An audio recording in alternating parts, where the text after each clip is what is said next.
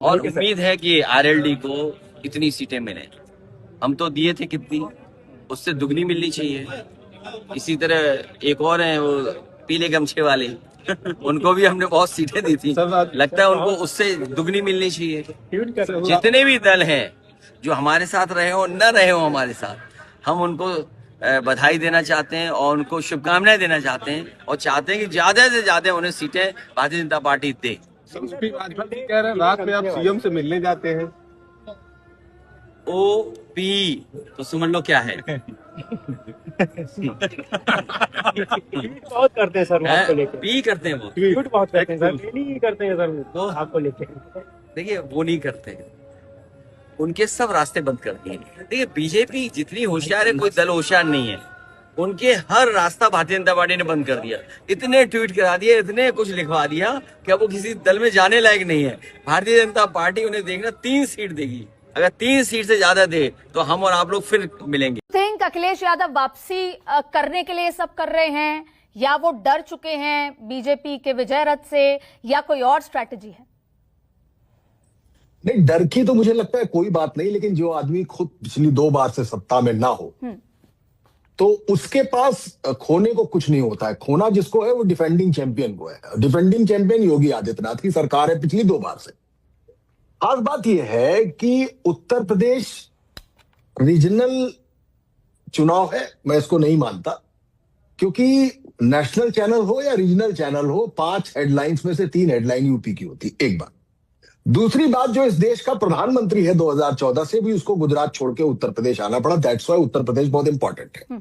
तीसरी बात यह है कि भाजपा का इंडक्शन ही उत्तर प्रदेश से है, क्योंकि राम मंदिर आंदोलन से ही भाजपा 2 से लेके तीसरी बार सरकार बना रही है, लगातार की बात कर रहा हूं, दैट्स व्हाई।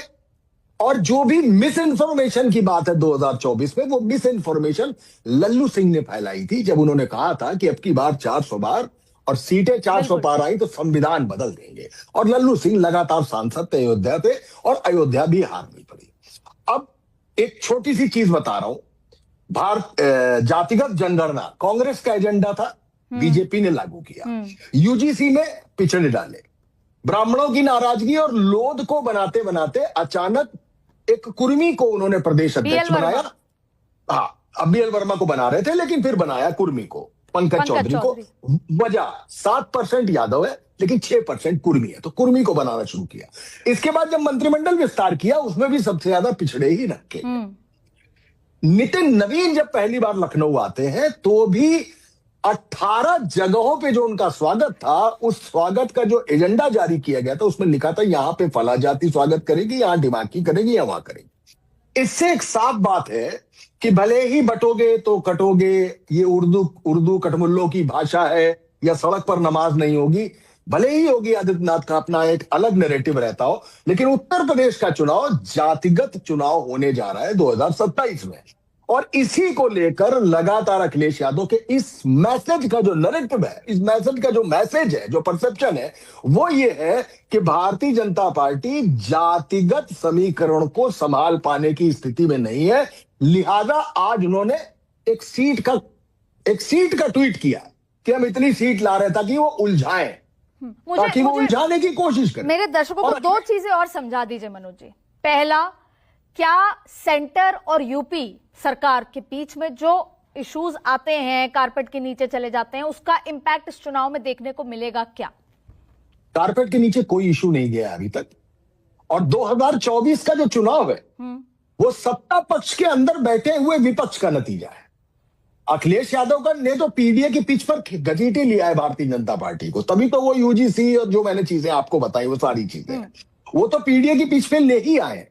लेकिन जो पक्ष में विपक्ष बैठा हुआ है, जो दिल्ली बनाम उत्तर प्रदेश की राजनीति चल रही है लगातार, जिसमें हर 6 महीने में योगी आदित्यनाथ को उत्तर प्रदेश से हटाया जाता है, जिसमें जो सेंट्रल के कोटे से जो मिनिस्टर बने हैं, चाहे वो डिप्टी सीएम हो, चाहे वो बिजली मंत्री हो, चाहे के शर्मा ही क्या, खुद प्रदेश अध्यक्ष, हाँ खुद प्रदेश अध्यक्ष, ये सारे मंत्री क्या काम कर पाते हैं? अपने क्लर्क का ट्रांसफर नहीं कर पाते।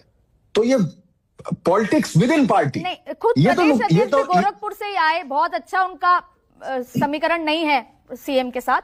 मुझे एक आखिरी चीज, अब पीडीए का फुल फॉर्म क्या है? पिछड़ा, दलित, पंडित और यूजीसी का इंपैक्ट बीजेपी के लिए कितना नेगेटिव जाएगा? देखिए, मैं वो अखिलेश यादव पीडीए की अलग अलग परिभाषा बताते रहते हैं, लेकिन वो एक्चुअली पिछड़ा, दलित और अल्पसंख्यक है। और अल्पसंख्यक के पास अब कोई डिमांड नहीं है। वो ना टिकट चाहता है, ना मंत्री पद चाहता है, ना वो कुछ चाहता है। वो पहले चाहता है कि ये सरकार हटे, क्योंकि मुसलमान के संग एक प्रॉब्लम है कि ये सरकार मेरे लिए प्रॉब्लमेटिक हो गई। वो कुछ नहीं चाहता है, केवल सरकार बदलना चाहता है। दूसरा, इस प्रदेश का दूसरा मुसलमान, एक नया मुसलमान पैदा हो गया है, वो है यादव।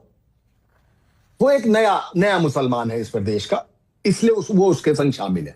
अब जितनी जातियां अखिलेश यादव अपनी तरफ खींच कर ला सकते हैं, क्योंकि चाहे राजभर हो या निषाद हो या आरएलडी हो, ये सब तो पिछले के पिछले चुनाव में ही अखिलेश यादव के साथ ही लड़े थे ना। निषाद ने तो अपने बेटे को ही लड़ा दिया था गोरखपुर से जी। तो इनके पास स्टेक्स है, ये कुछ खो या पा सकते हैं। ठीक है, तो उत्तर प्रदेश का चुनाव बहुत कलरफुल और बहुत इंटरेस्टिंग होने वाला है। योगी आदित्यनाथ का law and order no doubt बहुत शानदार है। Exactly. लेकिन जातिगत चुनाव होने जा रहा है। धर्म और ध्रुवीकरण का चुनाव बंगाल की तरह यहां नहीं होगा। ठीक है। मलूक नागर जी, बड़े आप